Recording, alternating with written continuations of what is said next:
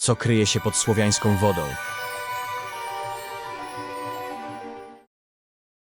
Pradawne słowiańskie wody skrywały nie tylko życie, ale i nieznane postaci pełne tajemnic i grozy. W słowiańskim folklorze woda była miejscem, w którym czaiły się mroczne istoty i potwory. Jedne przerażające, inne pełne magii. Przyjrzymy się im, ponieważ przez wieki budziły strach i fascynację. Wodnik. W mitologii słowiańskiej, znany również jako pan jezior, rzek i stawów, był istotą nadprzyrodzoną, która władała wszelkimi wodami. Wyobrażano go sobie jako starca o mokrej, błotnistej skórze i długiej brodzie pełnej wodorostów. Jego ciało często pokrywały łuski, a oczy błyszczały złowrogim blaskiem. Czasami przybierał postać zwierzęcia, takiego jak ogromna ryba czy żaba, aby jeszcze bardziej zmylić ludzi. Wodnik był strażnikiem równowagi wodnego świata.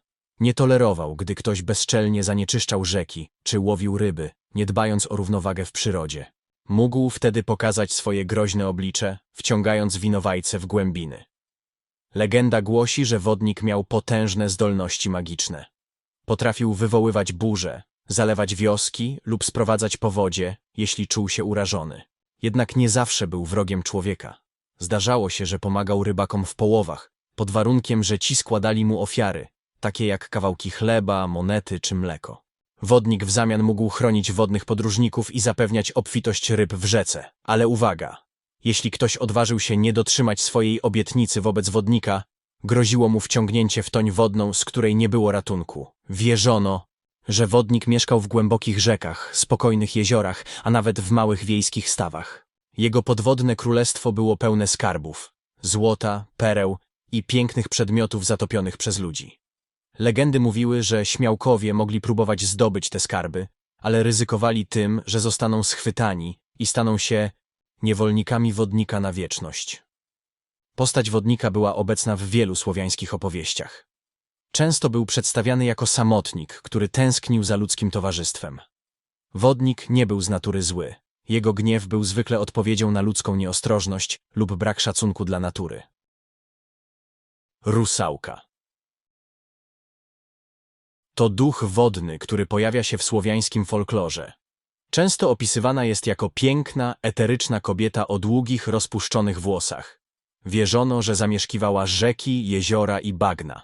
Była nierozerwalnie związana z naturą i wodą, ale jej obecność mogła być zarówno błogosławieństwem, jak i zagrożeniem. Według legend rusałki miały różne pochodzenie. Niektóre były duszami młodych kobiet, które zginęły tragicznie, na przykład przez utopienie. Inne duszami dziewcząt, które zmarły przed ślubem. Niezależnie od źródła, wszystkie rusałki łączyło jedno. Były istotami zawieszonymi między światem żywych a zmarłych, szukającymi ukojenia. Rusałki często przedstawiano jako istoty o dwoistej naturze. Z jednej strony potrafiły być życzliwe, dbały o przyrodę, pomagały zagubionym podróżnikom, a nawet inspirowały artystów. Z drugiej strony ich gniew bywał przerażający. Wierzono, że rusałki potrafią zwodzić ludzi swoim urokiem, prowadząc ich do wody, gdzie ginęli w tajemniczych okolicznościach. Rusałki zajmowały ważne miejsce w dawnych wierzeniach. Były obecne w pieśniach, opowieściach i obrzędach. Jednym z takich zwyczajów były obchodzone wiosną rusałki, święto poświęcone duchom natury, mające na celu przebłaganie rusałek, aby były łaskawe dla ludzi. W wielu kulturach słowiańskich występowały pieśni ludowe na ich temat, w których opisywano ich hipnotyzujące tańce na łąkach oświetlonych księżycem.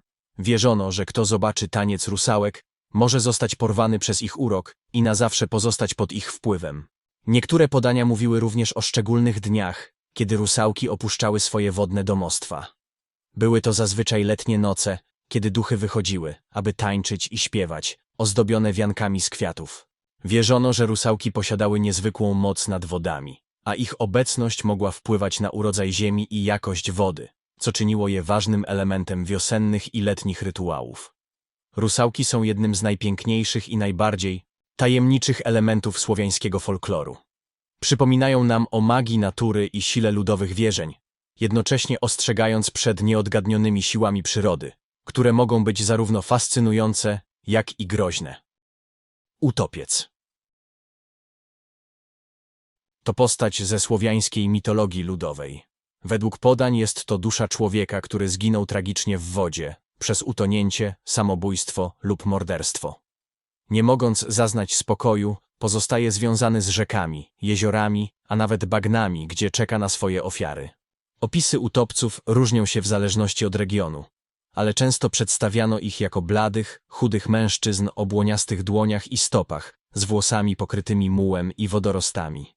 Ich oczy miały świecić na zielono, a głos był ochrypły i przerażający. Legendy mówią, że utopiec wabił ludzi nad wodę, zwłaszcza tych, którzy zapuszczali się tam po zmroku. Jego ofiary często ginęły w wodnych odmętach, a ich dusze miały dołączać do świata zmarłych. Ale czy to wszystko? Niektóre opowieści sugerują, że utopiec mógł również opiekować się wodnym światem. Pilnował, by ludzie nie niszczyli przyrody, nie zanieczyszczali rzek i jezior. W ten sposób zyskiwał nieco mniej złowrogą twarz. Mieszkańcy wsi wierzyli, że przed utopcem można się uchronić, nosząc przy sobie odpowiednie amulety, na przykład kawałek żelaza, krzyżyk lub suszone zioła. W niektórych regionach zalecano unikanie wody o określonych porach, szczególnie w nocy, gdy utopiec miał być najbardziej aktywny. Istniały też rytuały, które miały pomóc utopcom zaznać spokoju. Często wzywano kapłana, który święcił wodę, by wypędzić mroczną istotę. W niektórych podaniach utopiec był również postrzegany jako strażnik tajemnic i skarbów ukrytych na dnie rzek czy jezior. Mówiono, że strzeże zatopionych kosztowności i nie pozwala nikomu ich wydobyć. Legendy ostrzegały, że każdy, kto zbyt chciwie próbował sięgnąć po takie bogactwa, mógł narazić się na gniew utopca i zapłacić za to życiem.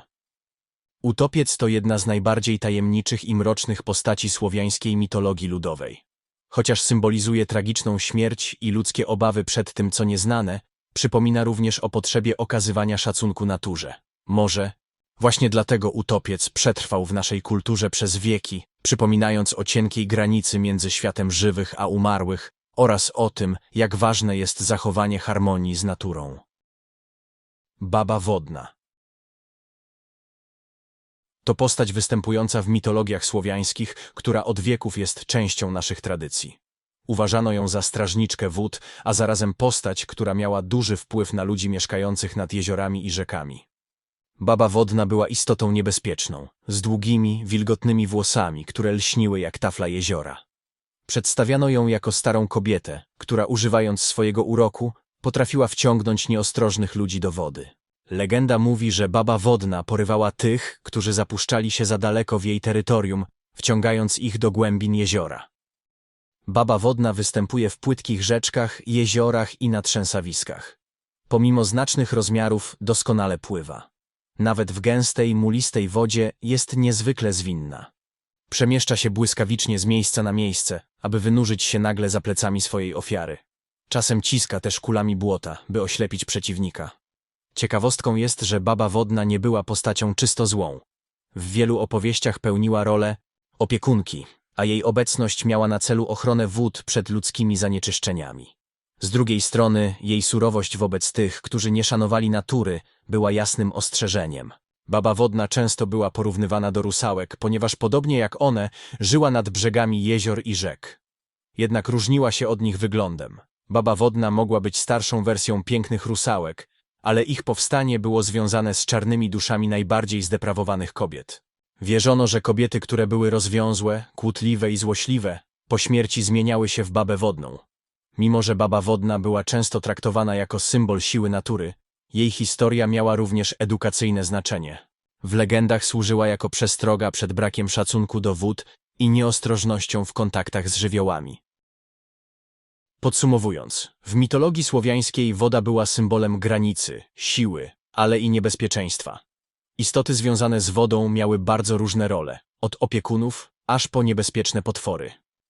Woda nie tylko dawała życie, ale też wymagała szacunku i uwagi, stając się pomostem między światem ludzi a sił nadprzyrodzonych. W filmie zostały omówione jedynie najistotniejsze wodne potwory z mitologii słowiańskiej, które w różnych regionach mogły przyjąć inne nazewnictwo, zależnie od lokalnych wierzeń i tradycji.